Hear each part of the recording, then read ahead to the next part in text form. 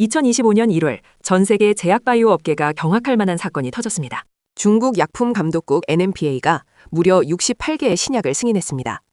반면 미국 FDA는 고작 46개입니다. 역사상 처음입니다. 중국이 신약 승인 건수에서 미국을 완전히 추월해버린 겁니다. 이건 단순한 숫자가 아닙니다. 글로벌 신약 개별의 중심축이 서방에서 동방으로 이동하고 있다는 강력한 신호입니다. 오늘은 중국 바이오의 무서운 질주, 그 뒤에 숨겨진 데이터와 우리의 생존 전략을 파헤칩니다. 성장 속도를 보면 더 소름 돋습니다. 불과 2년 전인 2023년 중국은 50개 수준이었습니다. 단 2년 만에 68개로 급증했죠. 하지만 미국은 오히려 55개에서 46개로 뒷걸음질 쳤습니다. 기술 이전 규모는 어떨까요? 2025년 한 해 중국이 체결한 계약 총액만 817억 달러, 한화로 약 11조 원입니다. 반면 한국은 22조 원, 무려 5배 이상의 격차가 벌어졌습니다. 중국은 더 이상 복제약 공장이 아닙니다. 이제는 명백한 바이오 혁신의 중심이 되었습니다. 글로벌 제약사들은 이미 냄새를 맡았습니다. 2024년 말 머크, GSK, 화이자까지 모두 중국으로 달려갑니다. 머크는 중국 한소제약의 비만 치료제에 20억 달러를 베팅했고 타케다는 16조 원짜리 딜을 터뜨렸습니다. 왜일까요? 중국 바이오텍의 기술력이 검증됐고 무엇보다 실행 속도가 압도적이기 때문입니다. 구체적인 증거를 볼까요? 첫 번째 주자 베이진입니다. 자체 개발한 브루킨사로 2023년 까다롭기로 소문난 FDA 승인을 따냈습니다. 혈액암 치료 분야에서 글로벌 경쟁력을 완벽하게 입증해낸 겁니다. 2025년 예상 매출만 10억 달러. 이제 중국 내수 기업이 아닙니다. 미국과 유럽에 직접 판매망을 깔고 빅파마들과 정면 승부를 벌이고 있습니다. 두 번째 사례, 레전드 바이오텍입니다. 이름처럼 전설을 쓰고 있습니다.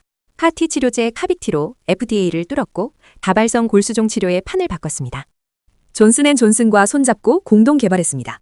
글로벌 빅파마가 기술력을 인정한 거죠. 최첨단 세포치료제 분야에서 중국이 글로벌 리더가 된 충격적인 현실입니다. 하지만 중국에게도 치명적인 약점은 있습니다. 바로 데이터 신뢰성입니다. 중국 내 임상 데이터만으로는 FDA 승인이 불가능합니다. 미국 환자가 20% 이상 필수입니다. 실제로 이 기준을 못 맞춰 FDA 문턱에서 좌절된 중국 신약들이 수두룩합니다.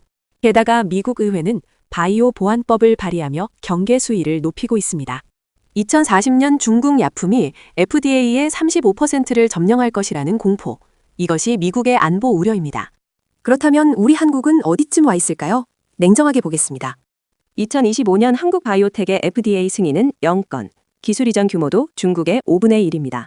숫자만 보면 절망적입니다. 샌드위치 신세가 된 것 같죠. 하지만 기회는 있습니다. 미중 갈등 속에서 한국은 미국에 신뢰할 수 있는 파트너입니다. 중국이 규모로 밀어붙일 때 우리는 삼성 바이오로직스 같은 생산 품질로 승부해야 합니다. SK 바이오팜의 세노바메이트처럼 확실한 질적 차별화만이 살 길입니다. 투자자 여러분은 어떻게 대응해야 할까요? 중국 바이오주는 지금 박앤세일 중입니다. 글로벌 경쟁사 대비 40에서 50% 싸게 거래되고 있습니다. 매력적인 가격대죠. 하지만 리스크는 큽니다. 미중 갈등, 규제 불확실성, 변동성이 너무 심합니다. 초기 기업은 위험합니다. 베이진처럼 이미 검증된 기업 위주로 선별해야 합니다. 하이 리스크, 하이 리턴. 반드시 분산 투자로 리스크를 관리하셔야 합니다. 중국 바이오의 질주, 인정하기 싫지만 이제 막을 수 없는 흐름입니다. 2025년의 역전극은 시작에 불과합니다. 한국 바이오, 정신 바짝 차려야 할 때입니다.